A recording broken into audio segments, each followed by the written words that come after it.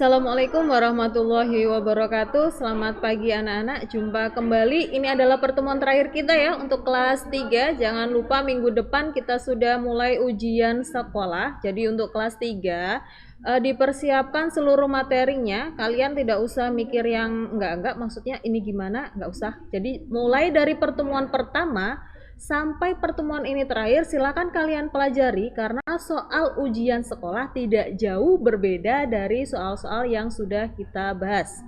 Baik, untuk pertemuan kali ini kita akan membahas 5 soal di mana soal itu berkaitan dengan soal AKM. Nggak usah berpikir yang ribet. Soal AKM itu adalah merupakan soal cerita. Jadi di sini soal cerita. Jadi kalian intinya harus benar-benar bisa memahami soal. Kita lihat di sini untuk soal yang pertama, lahan Pak Fajar Ismanto. Diperhatikan, Pak Fajar adalah seorang petani kaya raya. Ia mempunyai sebuah lahan yang bentuknya persegi panjang. Diperhatikan bentuknya persegi panjang, jadi kalian sudah punya bayangan. Panjang lahan tersebut adalah 2 kali lebarnya. Lah, di sini yang perlu kalian tekankan adalah panjang lahan tersebut adalah 2 kali lebarnya. Itu adalah kru yang pertama. Jadi diingat-ingat, pada tepi sebelah luar ketiga sisi lahan tersebut akan dibuat sebuah jalan yang lebarnya 2 meter. Luas seluruh jalan adalah 128 meter persegi. Adapun gambar lahan, diperhatikan gambarnya seperti di bawah itu adalah Pak Fajar, gambarnya lahannya Pak Fajar seperti itu. Di kiri kanannya itu adalah jalan yang dibuat sepanjang 2 meter. Baik. Diperhatikan soalnya, berdasarkan wacana di atas, jika lahan Pak Fajar dijual dengan harga per meter 1.200.000, maka banyak uang yang diterima Pak Fajar adalah, diperhatikan ya. Dilihat lagi di sini lahannya seperti itu adalah lahannya. Lahannya di tengah-tengah, sedangkan di kiri dan kanannya akan dibuat jalan. Maka yang kita butuhkan adalah berapa luas dari lahannya. Baik, nah itu saya buatkan seperti itu. Diperhatikan gambarnya, di lahannya ada di tengah-tengah yang warnanya coklat, maka di kiri kanan dan atasnya adalah jalan sepanjang 2 meter. Diketahui panjangnya adalah 2 kali L, 2 kali lebarnya. Diperhatikan untuk P1 panjang itu adalah P1 adalah 2L ditambah 4. Bisa ya, panjang dari lahannya adalah 2L, 4 dari mana? 4 adalah kiri dan kanan lahan itu adalah sebuah jalan. Jalan yang akan dibangun adalah panjangnya 2 meter, jadi kiri 2, kanan 2, maka ditambah 4. Untuk L1 adalah lebarnya adalah L saja, L ditambah 2. Kenapa 2? Karena di atasnya ada jalan yang panjangnya 2 meter. Kita cari luas jalannya dulu. Bagaimana cara mencari luas jalan? Luas jalan adalah luas seluruh tanah dikurangi luas lahan. Bisa ya, luas jalannya adalah luas seluruh tanah dikurangi luas lahan.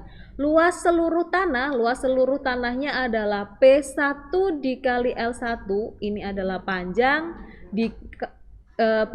kali lebar, jadi semuanya adalah bentuknya persegi panjang.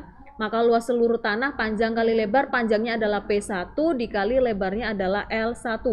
Kemudian dikurangi luas lahannya adalah sama, panjang kali lebar, maka panjangnya adalah 2L dikali L. Sama dengan seluruh luas jalannya adalah 128 meter persegi. Maka kita hitung dulu, P1 adalah 2L ditambah 4, kemudian L1 adalah L ditambah 2, dikurangi 2L dikali L, 2L dikali L sama ya, tetap sama dengan 128.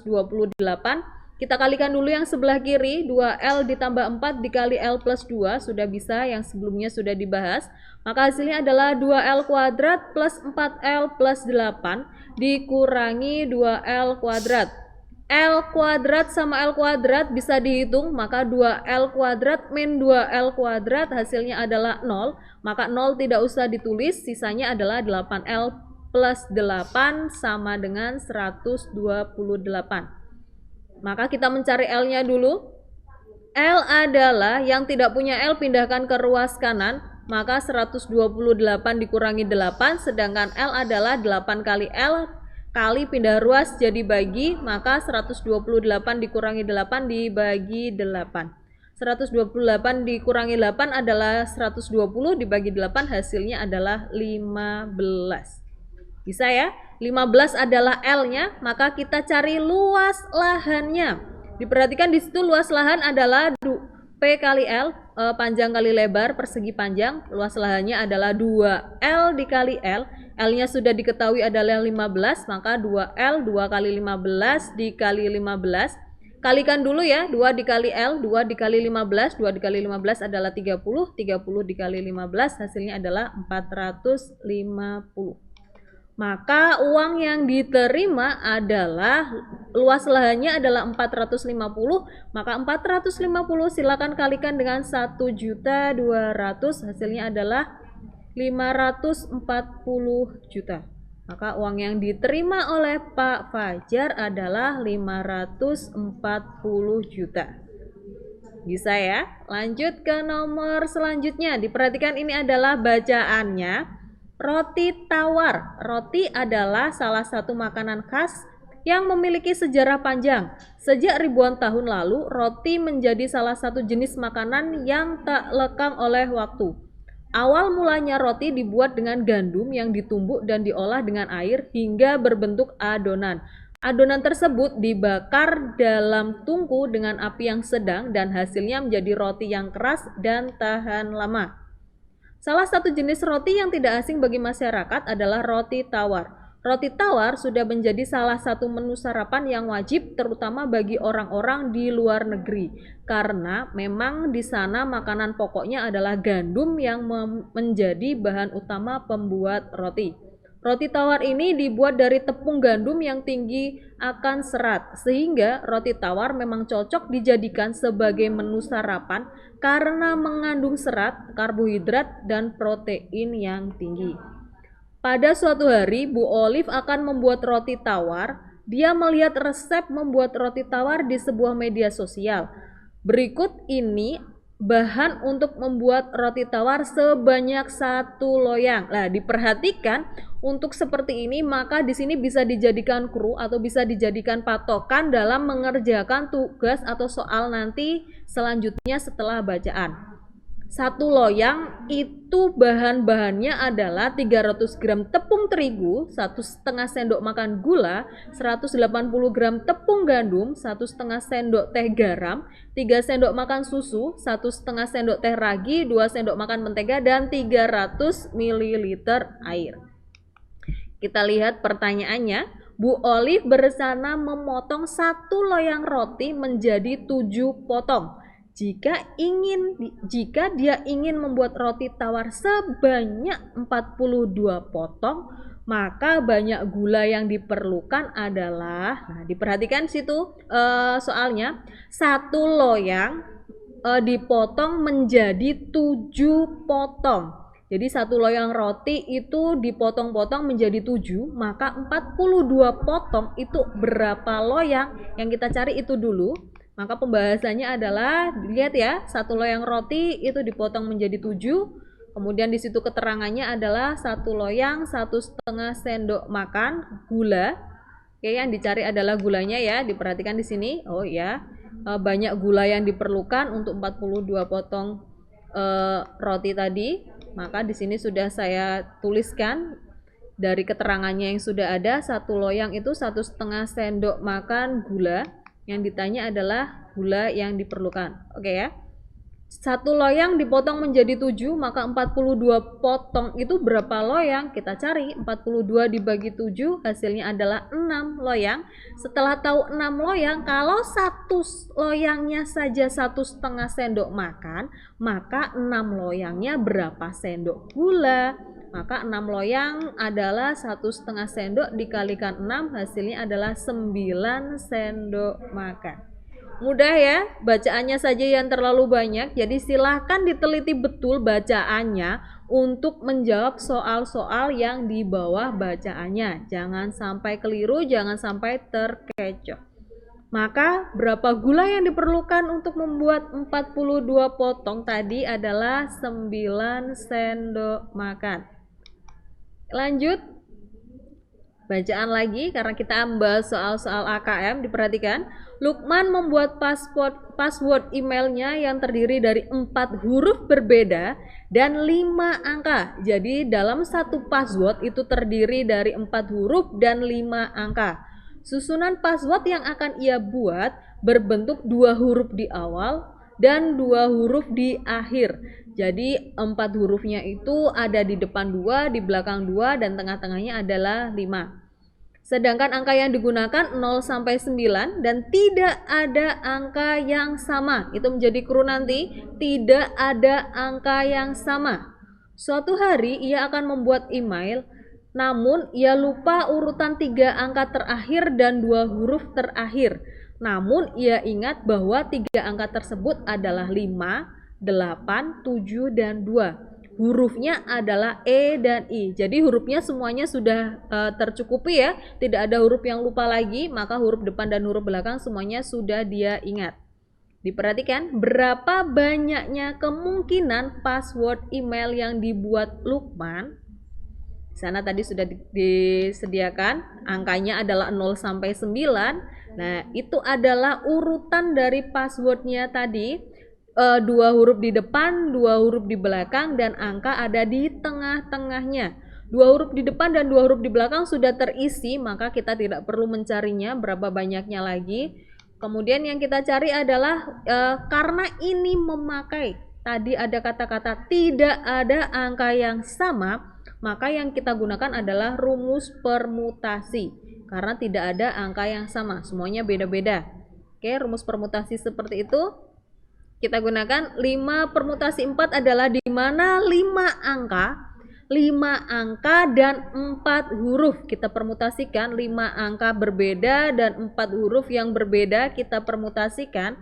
Maka 5 faktorial dibagi 5 dikurangi 4 faktorial. Di sini karena ada 2 unsur yang berbeda dalam satu kejadian, dua unsur berbeda itu adalah angka dan huruf, maka kita permutasikan terlebih dahulu.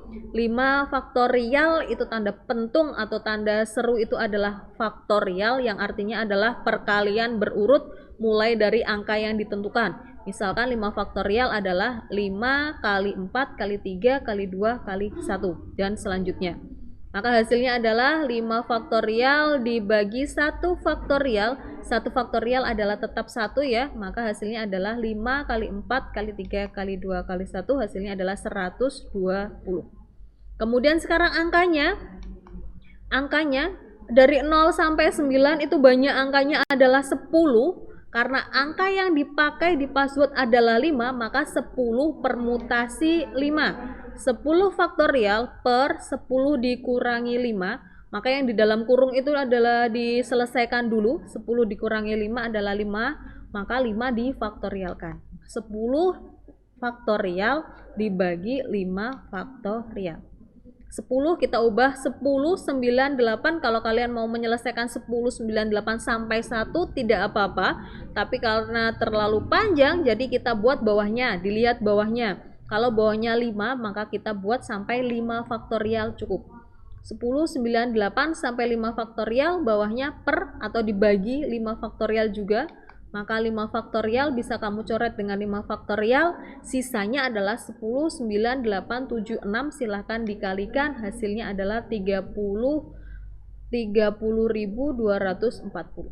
Maka kemungkinan password email yang dibuat Lukman adalah, silakan dikalikan ya, tadi 5 permutasi 4, hasilnya dikalikan 10 permutasi 5. Hasilnya adalah 3.628.800. Jadi kemungkinan password yang dibuat Lukman adalah 3.628.800 kali, atau kemungkinan yang akan dibuat. Baik, kita lanjutkan. Persamaan garis singgung. Persamaan garis singgung silakan diingat-ingat kembali. Persamaan garis singgung lingkaran x kuadrat plus y kuadrat sama dengan 20. Ini adalah pusatnya 0,0. Kalau hanya x kuadrat plus y kuadrat sama dengan 20, ini pusatnya adalah 0,0. Di titik min 2,4 adalah, perlu saya ingatkan sebelumnya ini sudah pernah dibahas. Persamaan lingkarannya adalah x kuadrat plus y kuadrat sama dengan r kuadrat. Maka persamaan garis singgungnya adalah x kali x1 ditambah y kali y1 sama dengan r kuadrat. Yang diisi adalah x1 dan y1. R-nya sudah diketahui tadi, diperhatikan ini adalah persamaan lingkarannya tadi, x kuadrat plus y kuadrat sama dengan 20. R-nya itu adalah 20 di titik min 2,4. Lah, titiknya ini adalah X1 dan Y1. Bisa? Baik, kita lanjutkan. Maka hasilnya adalah X dikali X1-nya adalah min 2 ditambah Y dikali Y1-nya adalah 4 sama dengan 20. X dikali min 2 adalah min 2x plus Y dikali 4 adalah 4Y sama dengan 20. Masing-masing bisa dibagi 2, semuanya dibagi 2. Jadi kalau membagi semuanya dibagi 2 tanpa terkecuali. Jangan X saja yang dibagi 2 atau Y saja yang dibagi 2. Maka semuanya dibagi 2, hasilnya adalah min X plus 2Y plus 10. Maka persamaan garis singgung lingkarannya adalah min X plus 2Y min 10. Min 10 tahu dari mana? Min 10 dapatnya dari, kan sama dengan 10. 10 pindah ke ruas kiri plus jadi min. Maka dibuat min 10 sama dengan 0. Sebelah kanannya 0. Soal terakhir, bolu kukus cornetto. Diperhatikan. Menjalankan usaha makanan ringan ini sangat menguntungkan. Salah satu jenis jajanan yang paling disukai oleh masyarakat ialah kue basah seperti bolu kukus yang dikukus. Salah satu inovasi terbaru dari bolu kukus ini ialah dengan berbentuk cornetto. Bentuk bolu kukus ini tentunya akan sangatlah memuaskan dan bisa menambah daya tarik untuk para pembeli dan anak-anak. Bolu kukus ini memiliki rasa yang nikmat dan sangat disukai. Bentuk bolu kukus tersebut seperti kerucut. Untuk membuatnya menggunakan cetakan berupa aluminium yang berbentuk kerucut dengan diameter 4 cm dan tinggi 8 cm seperti gambar di atas. Tuh, seperti kalau kalian biasa beli es krim cornetto itu yang bentuknya kon, ya seperti itu bolu kukusnya. Seperti pada gambar di atas. Sekali adonan akan menghasilkan 120 bolu. Setiap bolu diperlukan modal 1.500 dan dijual seharga 2.000. Itu setiap bolu ya, diperhatikan setiap bolu diperlukan modal 1.500. Itu satu bolu pembuatannya modalnya segitu dan dijual seharga 2.000. Berdasarkan data pada wacana di atas, modal yang diperlukan dalam sekali membuat bolu kukus adalah sekali adonan itu butuh modal berapa? Nah, diperhatikan tadi kan, sekali cetak menghasilkan 120 bolu dan modalnya itu adalah Rp1.500 per bolu. Nah, berarti 120 buah bolu itu modalnya berapa? Cukup mudah ya. Kebangetan kalau kalian nggak bisa seperti ini. Jika sekali adonan menghasilkan 120 bolu, maka modal sekali adonannya adalah 120, tinggal kalikan saja dengan 1.500, maka hasilnya adalah 180.000. Jadi modal yang diperlukan untuk membuat bolu kukus cornetto sekali adonan adalah Rp180.000. Baik, sekian pembelajaran kali ini. Sekali lagi ini adalah pembelajaran terakhir. Sekali lagi saya ingatkan, ini adalah materi terakhir untuk kelas 3, untuk kelas 3 saja ya. Jadi silakan dibuka kembali untuk daringnya, pembelajaran mulai dari yang pertama sampai yang terakhir. Silakan kalian pelajari, kalau tidak bisa silakan kalian sharingkan dengan guru mapelnya, siapa saja bisa, atau silakan datang ke sekolah untuk bertanya, karena ini akan menyangkut ujian sekolah kalian. Jadi seluruh soal-soal yang sudah kita bahas di sini akan ada pada ujian sekolah nanti. Kalau kalian benar-benar belajar, pasti hasilnya akan memuaskan. Baik, terima kasih. Cukup sekian pembelajaran dari saya. Jangan lupa tetap terapkan protokol kesehatan. Ingat pesan ibu, memakai masker, mencuci tangan, dan jangan lupa menjaga jarak. Saya akhiri. Assalamualaikum warahmatullahi wabarakatuh.